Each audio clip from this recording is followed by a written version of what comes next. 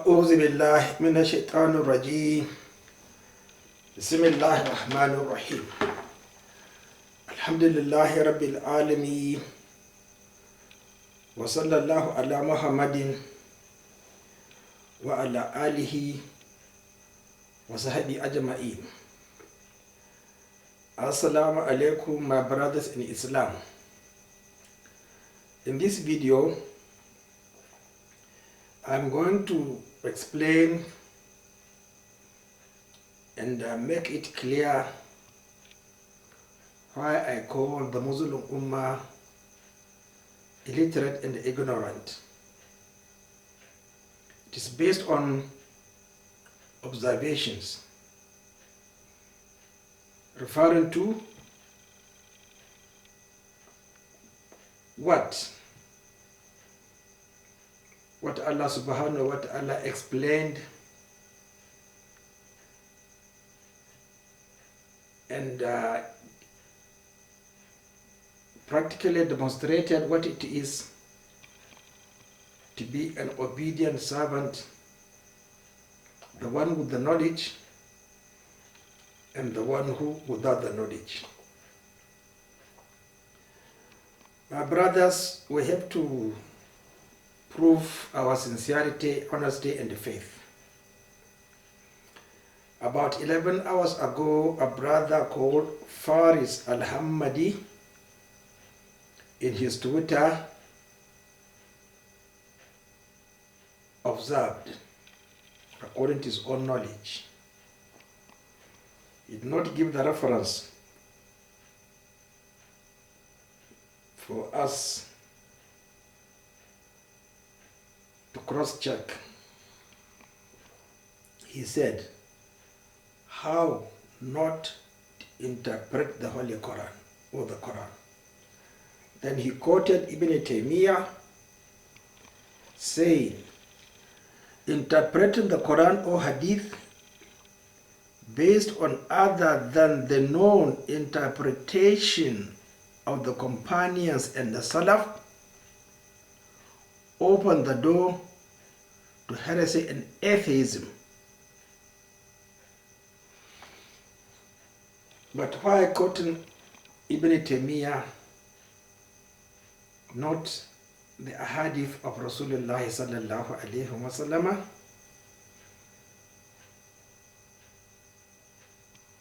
Why? This is what I don't like.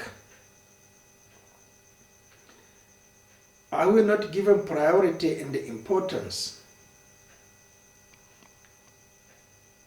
over the Sahabas and Rasulullah sallallahu alayhi wa sallam? Let us respect. Among your nephews, definitely you would prefer your father to be mentioned. Definitely. So why are we insulting Muhammad Rasulullah sallallahu alayhi wa sallam and his Sahabas? My argument is based on what I read in this book.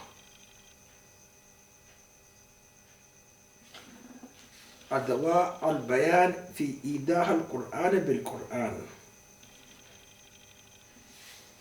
That is, there is nothing that shines in interpreting the Holy Quran other than the Tafsir of the Holy Quran by the Holy Quran. And we all keep on saying that if there is an issue, the Sahabas first of all, even Rasulullah sallallahu alayhi wa sallam refers to the Holy Quran. That is the revelation of Allah subhanahu wa ta'ala, what is revealed to him. Like when he was asked about Safa and Marwa, he said, okay, let us begin with Safa, because Allah began with Safa.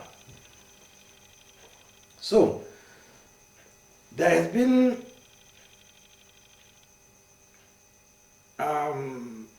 argument stressing the importance of the word Salaf. that we are Salafiyah or they are Salafiyah. Now, if you go by the argument of this gentleman, that first of all, define, explain how the Holy Quran defined and explained a word.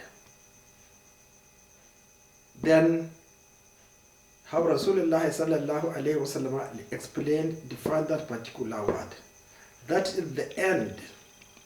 There is no Sahaba who will contradict or who will go against the explanation of an issue, a word, by the Holy Quran and the Holy Quran, and then Rasulullah sallallahu alayhi wasallam. There is no Sahaba who will ever go against the teaching of Rasulullah sallallahu alayhi wasallam, the command of Allah subhanahu wa ta'ala. Now, the word Salaf, I think, appeared around how many times in the Holy Quran? I think mostly I made mention it in my write-up. Meccan verses with further derivatives and explanation. But the word Salaf in the Holy Quran refers to previous generations that have erred,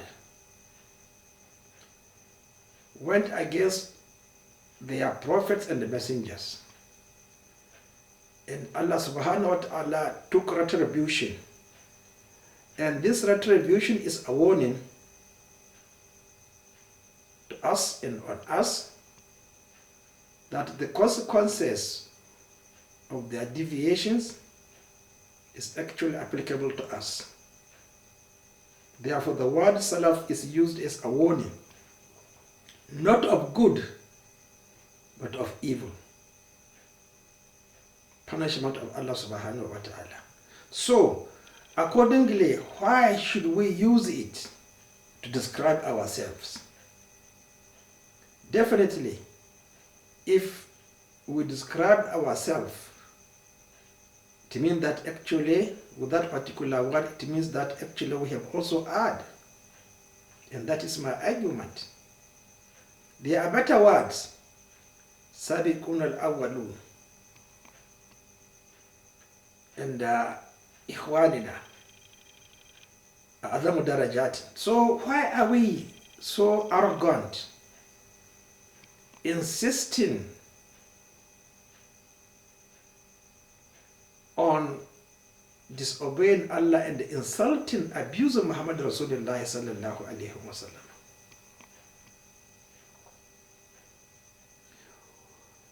Again, on other than the known interpretation of the companions and the Salaf. But who are those Salafs? Or who are those Salafs? The companions or who?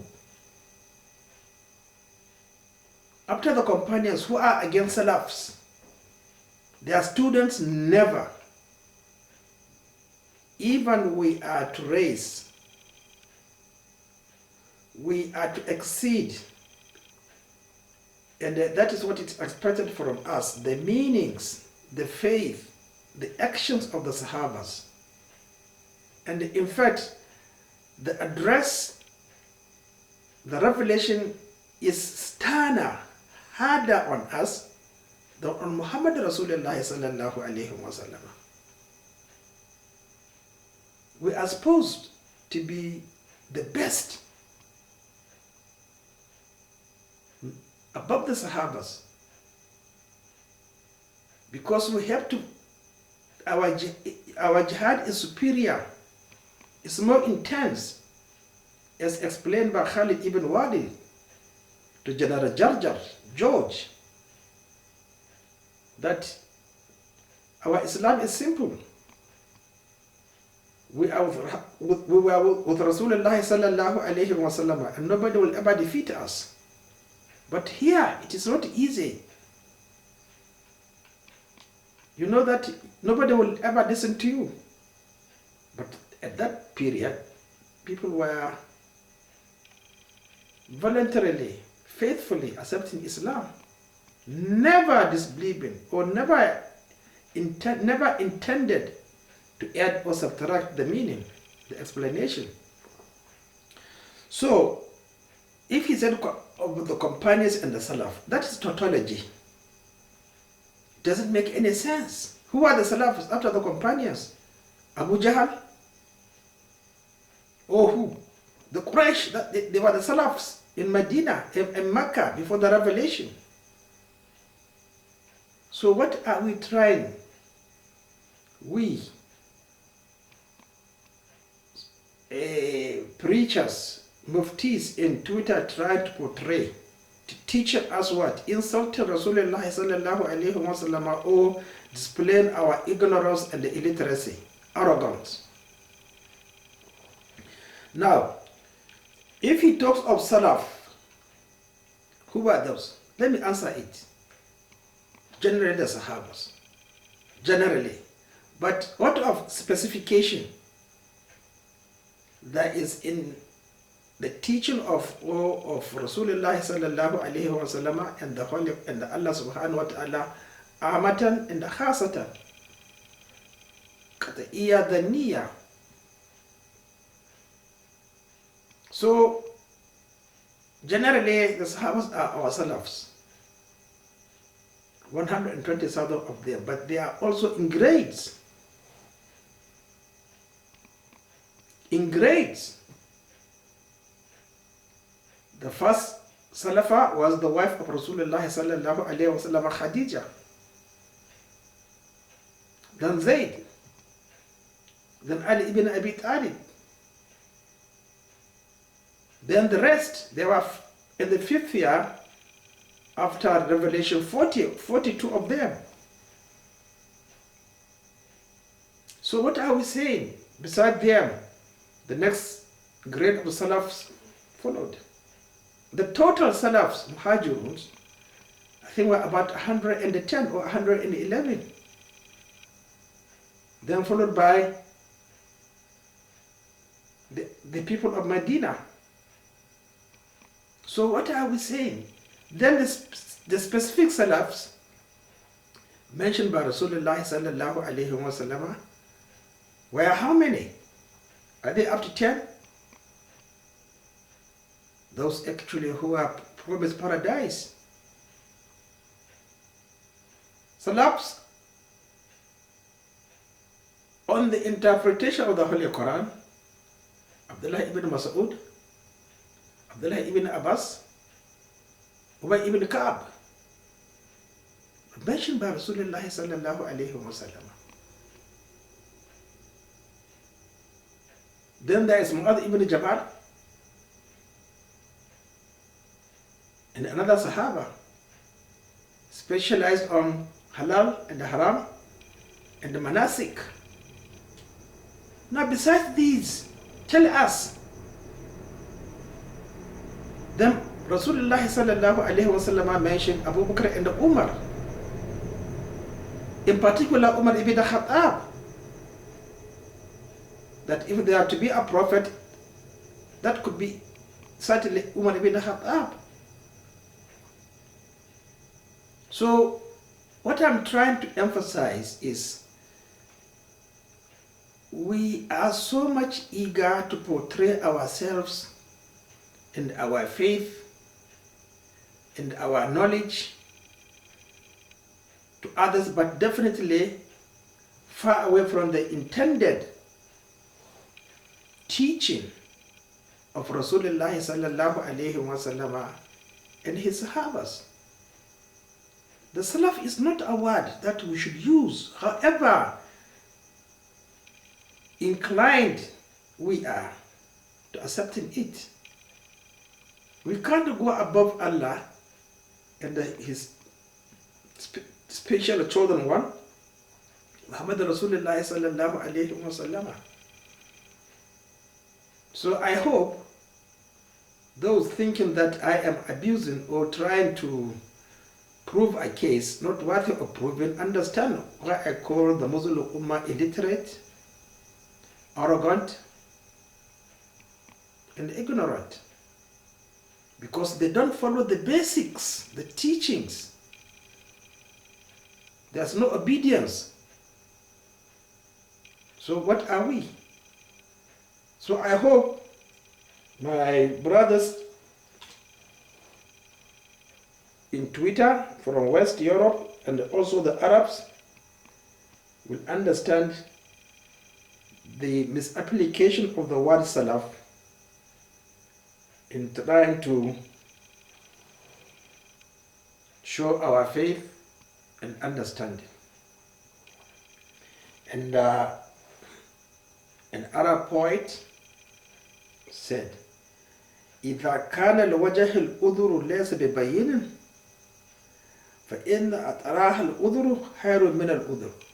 Definitely whatever you are saying cannot be substantiated with proofs and evidences, reasoning, common sense. Then it is better you throw that particular idea, concept, and the effort, faith, because it cannot be substantiated. And Islam is governed by proof, evidence, and logic. So my brothers, please keep on understanding Islam and don't make it to be based on tribal sentiments and language and the geographical location. Always remember that the Quraysh, if they don't believe and follow the Sunnah, they are nothing else. And it proved to be so. That a black man is to be obeyed provided he explains the Sunnah of Rasulullah sallallahu alaihi wasallam and acts upon it. Assalamu alaikum.